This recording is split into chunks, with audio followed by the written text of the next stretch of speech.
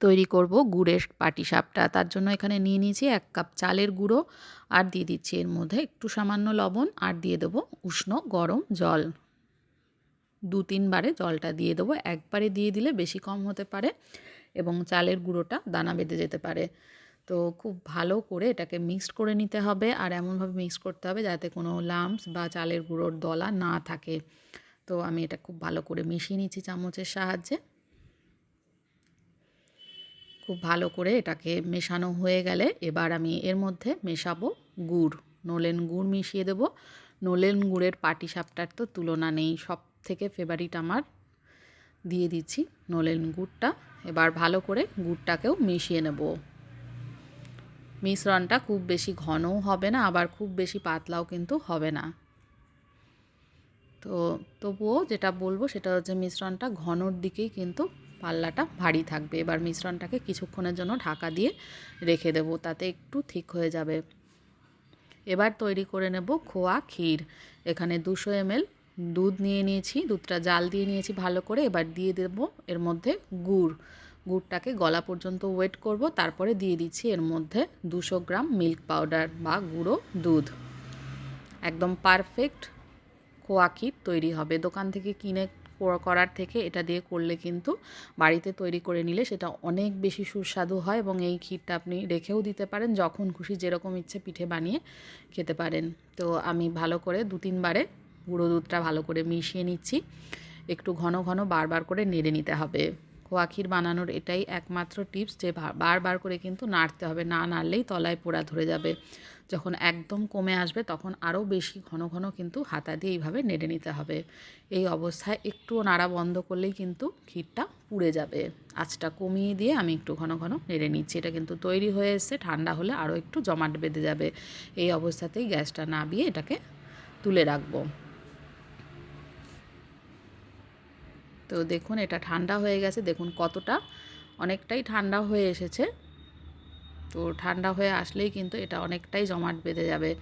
এবার আমি এর মধ্যে দিয়ে দিচ্ছি, কড়াইয়ের মধ্যে দিয়ে দিচ্ছি শুকনো কড়াইতে নারকোল কোড়া। এবার নারকোলের ছেইটাও তৈরি করে নেব। পাটিসাপটাটা আমি খোয়া ক্ষীর আর নারকোলের ছেই মিশিয়ে তৈরি করব, তাতে কিন্তু সুপার টেস্ট হয়।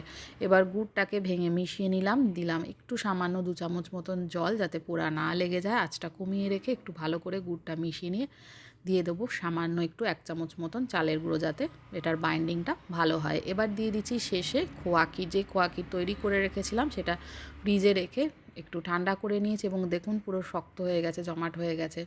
খোয়া ক্ষীরটা ভালো করে একটু নারকোলের সাথে মিশিয়ে নেব। দেখুন নারকোলের ছেই কিন্তু একদম পারফেক্টভাবে তৈরি হয়ে গেছে। এইভাবে নারকোলের ছেই আর খোয়া ক্ষীর বানিয়ে রেখে দিলে কিন্তু পিঠে বানানোটা ভীষণ সহজ হয়। এবার আমি পাটিসাপটাটা তৈরি করব, তার জন্য আমি দিয়ে দিলাম তাওয়ার উপরে একটু ঘিটা ভালো করে ছড়িয়ে নেব। ভালো করে তাওয়াটা গরম করে নিতে হবে। এবার দিয়ে দেবো গোলাটা, যে গোলাটা আমি তৈরি করে রেখেছিলাম চালের গুঁড়ো, সেটা দিয়ে দেবো। গোলাটা দিয়ে একটু ভালো করে ছড়িয়ে নেব। এইভাবে ছড়িয়ে নেব যাতে মোড়কটা পাতলা হয়। ছড়িয়ে না নিলে কিন্তু মোড়কটা ঘন হয়ে যাবে, মোটা হয়ে যাবে। এবার আমি বেশ খানিকটা খোয়া ক্ষীর আর নারকোলের ছেই মিশিয়ে নিয়ে আমি যে মিশ্রণটা তৈরি করেছিলাম সেটা দিয়ে দেব। দিয়ে একটু উল্টে নিচ্ছি। প্রথমটা ভাজবার সময় কিন্তু একটু অসুবিধা হয়, কারণ টেম্পারেচারটা, যে বাসনের টেম্পারেচারটা থাকে সেটা কিন্তু প্রপার হয় না। একটা দুটো ভাজার পরেই দেখবেন যে একদম পারফেক্টলি পিঠেগুলো তৈরি হচ্ছে। এবার সেকেন্ড পিঠেটাও আমি বানিয়ে দেখিয়ে দিচ্ছি। প্রথমটার থেকে কিন্তু এটা অনেক বেশি পারফেক্ট হবে। তো গোলাটাকে একটু ছড়িয়ে নেব। ছড়ানো হয়ে গেলে এবার আমি এর মধ্যে খোয়া ক্ষীর আর নারকোলের ছেই মেশানো পুরটা দিয়ে দেব। ভীষণ টেস্টি সুস্বাদু একখানা পাটিসাপটা তৈরি হয়। তো আমি এর মধ্যে খোয়া ক্ষীরের পরিমাণটা কিন্তু বেশি দিয়েছি, আরও একটু খোয়া ক্ষীর অ্যাড করে নিয়েছি। এইভাবে এটাকে ঘুরিয়ে ঘুরিয়ে পাটিসাপটা তৈরি করে নেব। পাটি যেভাবে মোড়ায় ওইভাবেই তৈরি করতে হবে। দেখুন একদম পারফেক্ট পাটিসাপটা কিন্তু রেডি হয়ে গেছে। প্রথমটার তুলনায় কিন্তু পরেরগুলো অনেক বেশি পারফেক্ট হয়। একইভাবে প্রত্যেকটা পাটিসাপটা তৈরি করে নেব এবং প্রত্যেকটা পাটিসাপটাই কিন্তু পারফেক্ট হবে। আর কিন্তু পরে আমি কোনো ঘি অ্যাড করিনি, প্রথমবারই সামান্য একটু ঘি অ্যাড করে ছড়িয়ে নিয়েছিলাম, সেইটা দিয়েই কিন্তু প্রত্যেকটা পাটিসাপটা হয়ে যাচ্ছে। নারকোলের ছেড় থেকে আমি খোয়া ক্ষীরটা আরও একটু বেশি পরিমাণে দিয়েছি, টেস্টটা আরও যাতে বাড়ে। তো পারফেক্ট পাটিসাপটাগুলো একদম রেডি হয়ে গেছে। রেসিপিটা দেখার জন্য সকলকে অনেক অনেক ধন্যবাদ। সকলে ভালো থাকবেন, সুস্থ থাকবেন, আর আমার চ্যানেলটাকে সাবস্ক্রাইব করতে ভুলবেন না। আর লাইক শেয়ার কমেন্ট করে অবশ্যই জানাবেন রান্নাটা কেমন হলো। এই যে তৈরি আমার পাটিসাপটা।